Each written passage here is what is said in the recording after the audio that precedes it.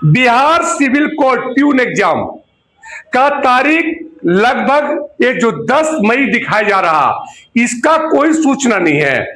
आप एग्जैक्टली जान लेना कि यह पेपर जो होने वाला है यह 20 से 30 मई के बीच होने की पूरी उम्मीद है। बहुत सारी चीजें वायरल हो रही है, लेकिन इसका कोई आधिकारिक घोषणा नहीं है, अर्थात कोई भी ऑथेंटिक समाचार नहीं है कि यह पेपर कब होगा। लेकिन निश्चित तौर पर जो कमेटी की बैठक हुई है उसके तहत ये पेपर मई में होगा। लेकिन प्रश्न एक गंभीर सा आ जाता है कि बार बार पेपर कैंसिल करके नई तारीख देना, सरकार बदली, जमाना बदला, लेकिन एक चीज अपने जगह पे रह गई कि पेपर देने के बाद पेपर का कैंसिल होना और कैंसिल होने के बाद फिर री एग्जाम देना। आखिर में अभ्यर्थी इस चीज से कब निजात पाएंगे? देश एआई की दुनिया में चला गया, कहां से कहां दुनिया चली गई। लेकिन जो आज से 25 साल पहले जो समस्या चल रही थी, पेपर का आउट होना अर्थात लीकेज होना पेपर का और भ्रष्टाचार में लिप्त होना पेपर, ये आज भी ये समस्या बनी ही रह गई। सरकार नीतीश कुमार से बदली, अभी एक और सरकार आ गई, उससे पहले भी किसी की सरकार थी, लेकिन बिहार में इस समस्या से छुट्टी कैसे मिलेगी? पेपर एक तो बच्चे देते हैं, ऊपर से आप कैंसिल करते हो। उस पेपर में बच्चे के कितने समय गए, कितने पैसे गए, कितने नौकरी छोड़ के आए, फिर उसके बाद आपने एक समय के बाद पेपर को कैंसिल कर देते हो। निश्चित तौर पर अब इसकी कौन गारंटी देगा कि अगला पेपर जो होगा वह निष्पक्ष होगा?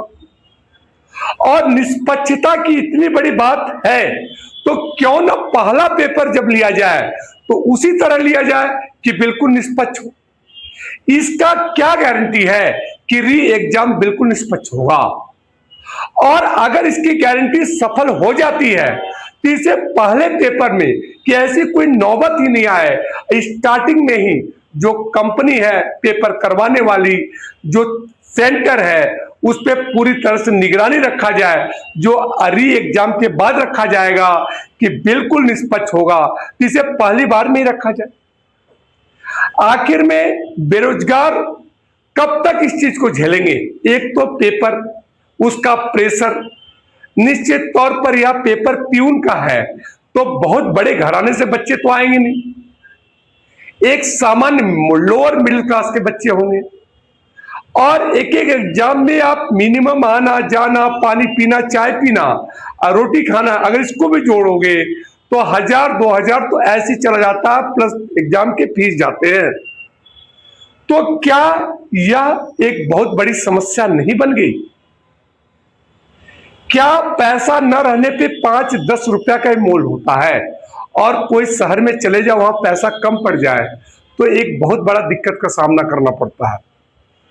तो मैं आयोग से, मैं सिविल कोर्ट से इस बात का अपील करूंगा कि इस एग्जाम को बेहतर और निष्पक्ष तरीके से करना बहुत जरूरी है। ऐसा न हो कि अभ्यर्थियों का जो विश्वास है वो कहीं ना कहीं टूट जाए कि आखिर में सरकारी नौकरी में भ्रष्टाचार एक सामान्य बात हो गई। इसको सुधारने के लिए सरकार को, न्यायपालिका को बहुत ही कड़े कानून बनाने होंगे, बहुत ही कड़े कदम उठाने होंगे, जिससे आने वाले जो भविष्य की चमक देख रहे हैं इस एग्जाम को पास करके अपने परिवार को सुखद बनाएंगे, एक देश के लिए अच्छा काम करेंगे, उनके भविष्य के साथ एक बहुत अच्छा व्यवहार अगर करना है तो निश्चित तौर पर परीक्षा को बिल्कुल निष्पक्ष और पारदर्शिता होनी चाहिए। साथ में यह कहीं भी ऐसी दिक्कत ना आए कि री एग्जाम होने की नौबत आए, क्योंकि री एग्जाम कहीं ना कहीं ये निश्चित है कि बच्चों का हौसला तोड़ती है।